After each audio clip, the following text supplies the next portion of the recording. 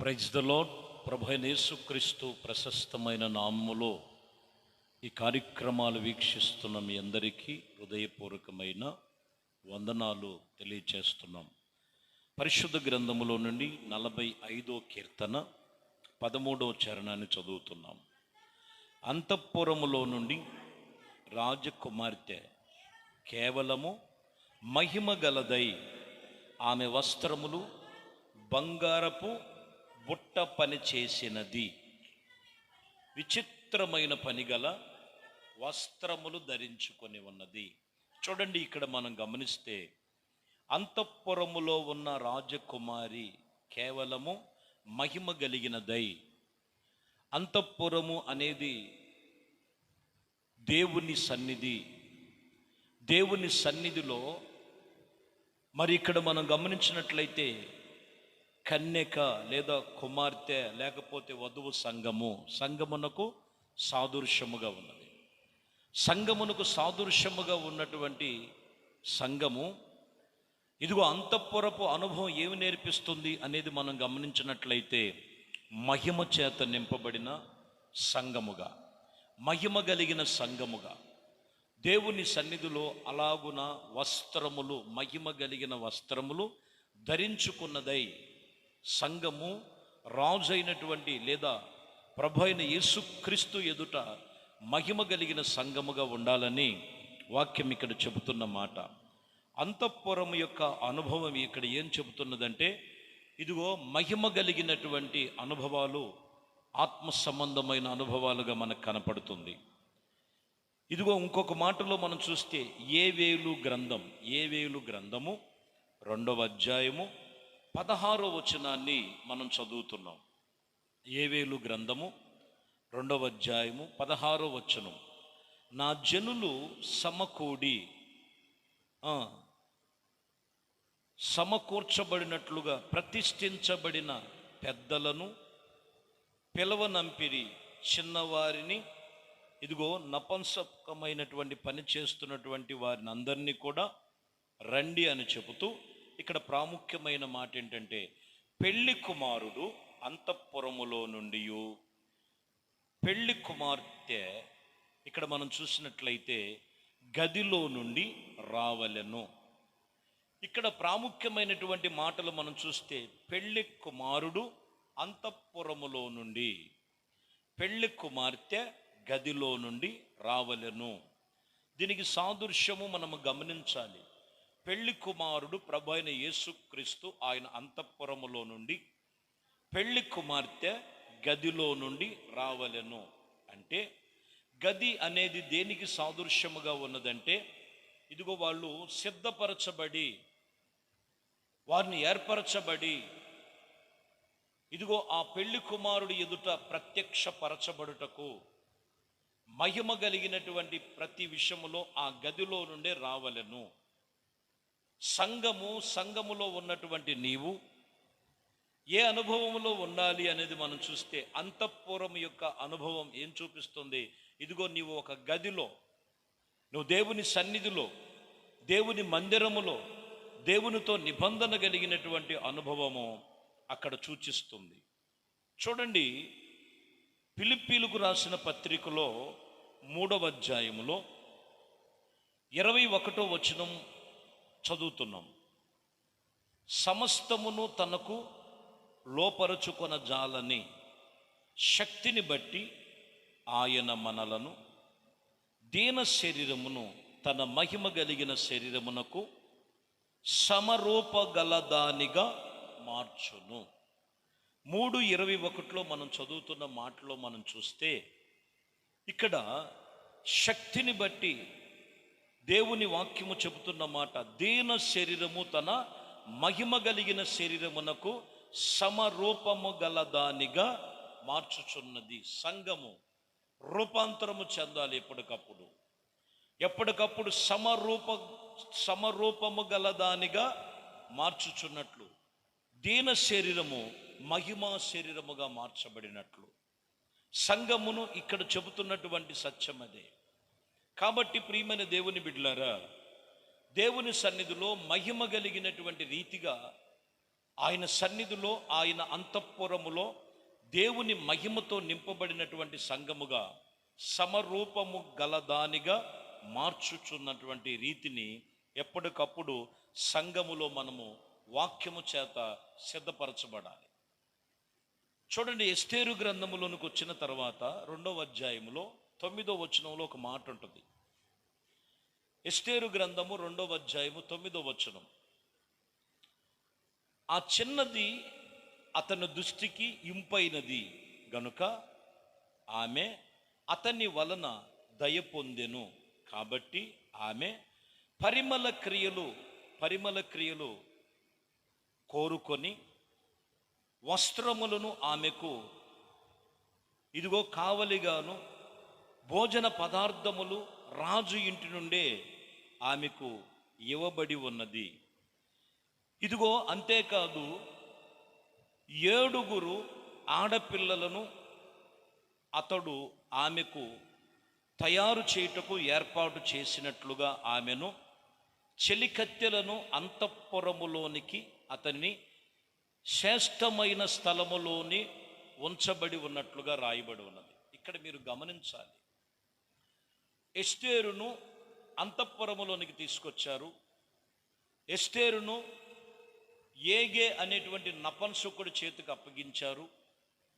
ఎస్తేరుకు పరిచర్య చేయటానికి 7 ఆడపిల్లలను ఆమెను సిద్ధపరచటానికి రాజుగారి యొక్క ఇంటి యొద్ద నుండే ఆమె ఆహారమే కానీ, ఆమెకి ఇవ్వాల్సినటువంటి వస్త్రములే కానీ వీళ్ళు పరిచర్య చేస్తున్నట్లుగా ఇక్కడ మనము వాక్యములో రాయబడి ఉన్నది. చూడండి, ఇక్కడ మనం చూస్తే ఎవరి చేతి కింద ఉన్నది ఈమెనంటే నపుంసకుడైనటువంటి ఏగే చేతి కింద ఈమె ఉన్నది. 127 ఆస్థానములో నుండి కన్యకలు తీసుకొచ్చారు. కొంతమంది కన్యకల్ని ప్రవేశపెట్టారు. ఏమేం కావాలి నీకు మేకప్ కనంటే, మాకు బంగారం కావాలి, వెలగలిగిన వస్త్రాలు కావాలని రాజు ముందు ఇవి తగిలిచ్చి పెట్టారు. రాజుగారికి ఏం అవసరం లేదని చెప్తున్నాడు. ఎందుకంటే ఏమీ లేకపోతే బంగారం మీద, వెలగలిగిన వస్త్రముల మీద మనసు ఉంది. రేపొద్దున ఈమె నాకు సరైనటువంటి సహకరించే స్త్రీ కాదు అని చెప్పి పక్కన పెట్టినట్లుగా రాయబడి ఉంది. మీరు గమనించండి, 127 ఆస్థానములలో ఉన్నటువంటి కన్యకలందరిలో కూడా ఎస్తేరు అక్కడ సెలెక్ట్ అవటానికి గల కారణం ఏంటంటే, నపుంసకుడు అనేటువంటి ఏగే చేతి కింద ఆయన ఏమి చెపితే ఈమె అది చేయటానికి, అక్కడ రాయబడిన మాటలో మనం చూస్తే అతని వలన దయ పొందినట్లుగా రాయబడి ఉన్నది. ఆమె పరిమళ క్రియలు మనం చూడొచ్చు. ఏటి మీద కాదు, సహజీవనమైనటువంటి ఆలోచన కలిగి, ఒకటి ఇదిగో ఏగే చేతి కింద ఉన్నారు. రెండోది మనం చూసినట్లయితే 7 ఈమెకి పరిచర్య చేసేటట్లుగా కనపడుతున్నారు. ఈరోజు మనం గమనించాలి ప్రియమైన దేవుని బిడ్డలారా, దేవుని వాక్యము చెబుతున్నటువంటి మాట ఏంటో తెలుసా? సంఘము ఒక అంతఃపురము వంటిది. సంఘము ఒక అంతఃపురం వంటిది. ఏగే స్వభావం ఏంటంటే, ప్రతిష్ఠించబడినటువంటి దైవజనులతో పోల్చుకొని మనము ఆత్మీయంగా మనం నేర్చుకోవచ్చు. ప్రతిష్ఠించబడినటువంటి దైవజనుల కింద సంఘము ఎప్పుడూ కూడా సిద్ధపాటు కలిగినటువంటి అనుభవం ఏంటో తెలుసా అండి? వట్టి ఏదో సంఘానికి వెళ్ళి వస్తాం కాదండి. ఇక్కడ 7 చూపిస్తున్నారు. 7 ఎందుకు నియమించి పేర్లు రాయించబడి ఉన్నదో 7 సూచనలు ఉన్నాయి సంఘములో. ఒక వ్యక్తి 7 అనుభవాలు, 7 మెట్లుగా మనము దేవుని యొక్క సన్నిధిలో మనం నిలవబడటానికి అవకాశం ఉంటుంది.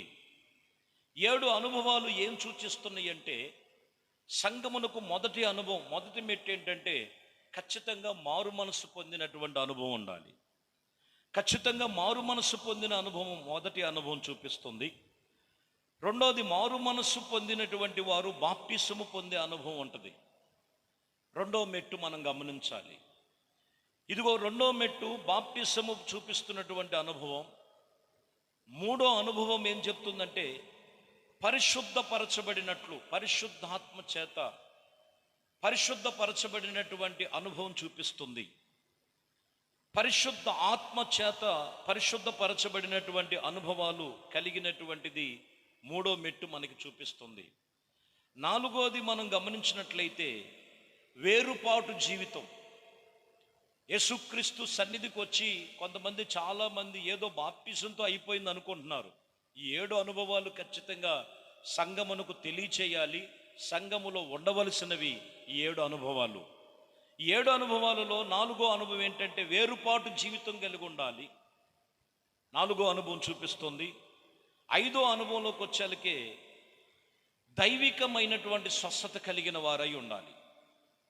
దైవికమైన స్వస్థత అనుభవము ఎవరిలో ఉంటుందో, దైవికమైనటువంటి స్వస్థత అనుభవములో వీరు ఈ యొక్క 5వ అనుభవంలో ఉంటారని వాక్యము సత్యము చెబుతున్నటువంటి మాట. 6వ అనుభవం మనం గమనించాలి. సంపూర్ణమైనటువంటి పరిశుద్ధతలోనికి రావాలి. సంపూర్ణమైనటువంటి పరిశుద్ధతలో 6వ అనుభవము మనకు తెలియచేస్తున్నటువంటి మాట. 7వ అనుభవం ఏంటంటే వాక్యం చెప్తున్నటువంటి మాట, ప్రియమైన దేవుని బిడ్డలారా, దేహ విమోచన కావాలి. దేహ విమోచన లేకోకుండా దైవ సన్నిధిలో అంతఃపురములో నుండి రాజు యొద్దకు మనం నిలబడలేము. కాబట్టి ఈ 7 అనుభవాలు దేనికి చూస్తుందంటే 7గురు కూడా ఈ 7 అనుభవాలలో ఒక్కొక్కరిలో ఒక్కొక్క అనుభవాన్ని ఎస్తేరు జీవితంలో కలిగినట్లుగా, అందువలనే ఆమె ఇదిగో ఏగే చేతి కింద దయనొందినది, ప్రశస్తమైనటువంటి మహిమ కలిగినటువంటి ఆలోచన, ఆ విధానములు మనం చూసినట్లు రాజు ముందు ప్రవేశించగలిగితే ఆమె రాజుగారికి ఇదిగో ఆయన కంటికి ఎంతో రమ్యముగా, ఎంతో గొప్పదిగా కనపడినట్లుగా రాయబడి ఉన్నది. ఇదంతా కూడా సంఘమునకు సూచనగానే ఈరోజు మనం సంఘములో యేసుక్రీస్తు నందు మనము నిలబడిన అనుభవం కలిగి ఉండాలంటే ఈ 7 అనుభవాలు మన జీవితంలో ఉండాలి. ప్రియమైన దేవుని బిడ్డలారా, మీరు గమనించాలి. దేవుని వాక్యము చెబుతున్న మాట ఇదే. గలతీయులకు రాసిన పత్రికలో కూడా 4వ అధ్యాయం 2వ వచనాన్ని మనం చదువుతున్నాం. గలతీయులకు రాసిన పత్రిక 4వ అధ్యాయం 2వ వచనం. తండ్రి చేత నిర్ణయించబడిన దినము వచ్చు వరకు అతడు సంరక్షకుల యొక్క గృహ యొక్క నిర్వాహకుని యొక్కయు ఆధీనములో ఉండవలెను. ఎక్కడుండాలంట? ఆధీనములో ఉండాలి. తండ్రి చేత నిర్ణయించబడిన దినం ఒకటి ఉంది. ఆ దినము వచ్చు వరకు ఎక్కడుండాలంట? గృహ నిర్వాహకుని యొక్క ఆధీనములో ఉండవలెను. సంఘమును విడిచిపెట్టకూడదు. సంఘములో ఉండవలసిన 7 అనుభవాలు నీలో ఉండాలి. ఎప్పుడు వరకు అంటే ఆ దినము వచ్చు వరకు మనము ఇదిగో గృహ నిర్వాహకుని యొక్క ఆధీనములో ఉండినట్లుగా, సేవకులు చెప్పే ప్రతి మాటను, సేవకుల యొక్క ఉపదేశమును బట్టి వారు ఆ ఆధీనములో ఉండినట్లుగా, అప్పుడు అంతఃపురములో నుండి రాజు ఎదుట నిలబడేటువంటి అనుభవంలోనికి వస్తారు. గలతీయులకు రాసిన పత్రిక 4వ అధ్యాయం 3వ వచనం కూడా మనం చదువుతున్నాం. అటువలే మనమును బారురమై ఉన్నప్పుడు లోక సంబంధమైన మూలపాఠములకు లోబడి దాసులమై ఉంటిమి. అయితే తానే పరిపూర్ణమైనప్పుడు దేవుడు తన కుమారుని పంపి ఆయన స్త్రీయందు పుట్టి మనము దత్తపుత్రులముగా మనము మార్చబడతాము. చాలు. ఇక్కడ మనము గమనించినట్లయితే ఇదిగో మనము బాలులమై ఉన్నప్పుడు లోక సంబంధములో మనము లోక సంబంధమైనటువంటి మూలపాఠములు మనము లోబడి ఉండాలి. దేవుడు వాక్యము చెప్పిన ఆ మూలపాఠమునకు మనము లోబడి, దేవుని వాక్యము సెలవిస్తున్నటువంటి మాట, అప్పుడు మనము అంతఃపురములో నిలిచిన వారమై, ఇక్కడ కూడా చెప్తున్నటువంటి మాట, తండ్రి నిర్ణయించిన దినము వరకు కూడా ఇదిగో ఎక్కడ ఉండాలంట? సురక్షితము కలిగినటువంటి గృహ నిర్వాహకుని యొక్క ఆధీనములో ఉండాలి, సంఘములో ఉండాలి. 1 కొరింథీయులకు రాసిన పత్రిక 4:1 కూడా దైవజనుడు పౌలు గారు చెప్తారు ఇదే సంగతి. ఇలాగున క్రీస్తు సేవకుల మరియు దేవుని మర్మముల విషయములో గృహ నిర్వాహకుని యొక్క మన ప్రతి మనుషుడు మనలను భావింపవలెనని రాయబడింది. ఎక్కడంట? గృహ నిర్వాహకుని యొక్క ప్రతి విషయములో, దేవుని మర్మము విషయములో ప్రతి ఒక్కరము, ప్రతి మనుషుడు భావించవలసినటువంటి వారు. కాబట్టి ప్రియమైన దేవుని బిడ్డలారా, వట్టిగా వెళ్ళి రావటం కాదు, ఎప్పుడో వెళ్ళటం కాదు. వాక్యం చెప్తున్న మాట, 1 అంతఃపురపు అనుభవం ఉండాలి. 2 ఇదిగో సేవకుల యొక్క చేతి వాళ్ళు చెప్పే ప్రతి ఉపదేశమును క్రింద నీవు సురక్షితముగా ఉండాలి. 7 అనుభవం కలిగినటువంటి సంఘములో నీవు నిలిచినటువంటి అనుభవంలో ఉండాలి. ఆ అనుభవంలో నిలిచినప్పుడు రాజైన ప్రభు అయిన యేసుక్రీస్తు ఎదుట సంఘము నిలబెట్టుటకు తను తాను పరిశుద్ధపరచబడినట్లుగా రాయబడి ఉన్నది. కాబట్టి ఈ వాక్యం వింటున్న నీవు దేవుని సన్నిధిలో దేవునితో నీవు ఈ ఉపదేశముల చేత నువ్వు కట్టుకొని ఆత్మ సంబంధమైన అనుభవాల చేత నువ్వు నడిపించబడాలి. ఆయన కృప మీకును మీ కుటుంబాలకును ఆయన సన్నిధిలో నిలిచే ధన్యత ప్రతి ఒక్కరికి కలుగు చేయునుగాక. ప్రార్థన. మమ్మల్ని మిక్కిలిగా ప్రేమించిన మా ప్రియ పరలోకపు తండ్రి, మీ శ్రేష్టమైన అతి పరిశుద్ధ నామమును బట్టి మీకు స్తోత్రాలు చెల్లిస్తున్నాం. ఈ వాక్యమును బట్టి సంఘము అంతఃపురమునలో గదిలో క్షేమముగా గృహ నిర్వాహకుని యొక్క చేతి క్రింద ఇదిగో నేను నా ప్రభు సురక్షితమైనటువంటి మీ మాటల చేత సిద్ధపాటు కలిగిన సంఘముగా ఉండాలని వాక్యం చెప్తున్నటువంటి మాటలను బట్టి ఏ ఒక్కరు కూడా అనాలోచనగా పెడచెవును పెట్టక ఇచ్చిన వాక్యమును బట్టి వారి యొక్క ఆత్మ సంబంధమైన జీవితం పరిపూర్ణమైన జీవితముగా క్రీస్తులో నిలిచి ఫలించుటకు కృప చూపించి నడిపించమని నజరేయుడైన యేసుక్రీస్తు నామములో ప్రార్థించి వేడుకొనుచున్నాము తండ్రి. ఆమేన్. ప్రభు మిమ్మల్ని దీవించి ఆశీర్వదించునుగాక. ఆమేన్.